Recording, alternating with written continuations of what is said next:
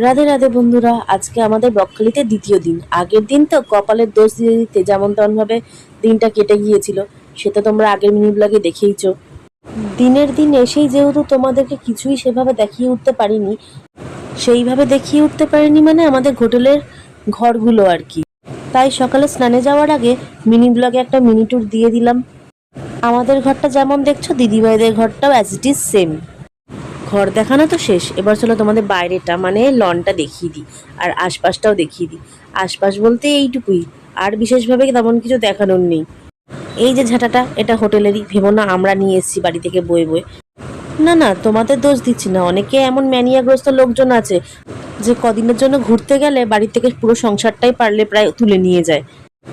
স্নান করতে তো যাওয়ার আগে তোমাদের দেখিয়ে দিলাম সব কিছু। এবার স্নান করে ফিরে এসে অবস্থা দেখো, ফেস প্যাক লাগিয়েছি, মুখটা তো পরিষ্কার করতে হবে। আমার না পুরো মুখটা পুরো সান বার্ন হয়ে গেছিলো, না দেখলে তোমরা কেউ বিশ্বাস করতে না। ভাগ্যিস মেকআপ বলে একটা জিনিস ছিল, তাই বিকেলের দিকে বেরোনোর আগে একটু ম্যানেজেবল লাগছিল নিজের ফেসটা। কিন্তু যতই যাই বলি আর ততই তাই বলি, যা মুখ চোখগুলো জ্বালা করছিল, পুরো মুখটা মনে দপদপ করছিল। ভাতের মাড় গালতে গেলে ভাপটা লাগলে হাতের মধ্যে যেমন পুরো ঝলসে যায়, একদম সেম ওরকম ফিল হচ্ছিল আমার মুখটার মধ্যে। যদিও বাড়িতে এসেই ট্রিটমেন্ট শুরু করে দিয়েছি, এখন ভালো আছি। দীঘা বলো, পুরী বলো, এই বকখালি বলো, এখানে যখন বালি আছে, রোদের তাপে বালি তো গরম হবেই। তোমরা নিশ্চয়ই এগুলো ভিজিট করেছো, এই জায়গাগুলো আর কি। তোমাদের কখনো এরকম হয়েছে যে গরম বালিতে হেঁটে পায়ে ফোস্কা? লিটারেলি আমার পায়ে ফোস্কা পড়ে গেছিল। আমি যে কি কষ্ট করে হাঁটাচলা করেছি আমি জানি একমাত্র। সাদে কি কপালের দোষ বলেছি?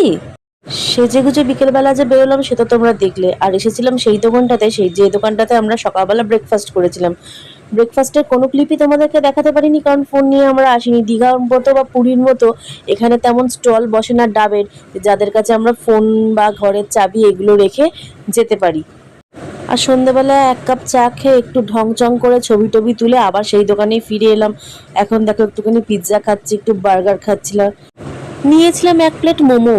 কিন্তু অদ্ভুত যেন, পিৎজা বার্গারটা খেয়ে যেমন মানে কেএফসি বা অন্যান্য বড় এখানকার যে দোকানগুলোতে পিৎজা বার্গার পাওয়া যায় তেমন টেস্ট পেয়েছিলাম। মোমোটা খেয়ে কেউ বলবেই না যে সেম ওই দোকান থেকেই মোমোটা কিনেছিলাম।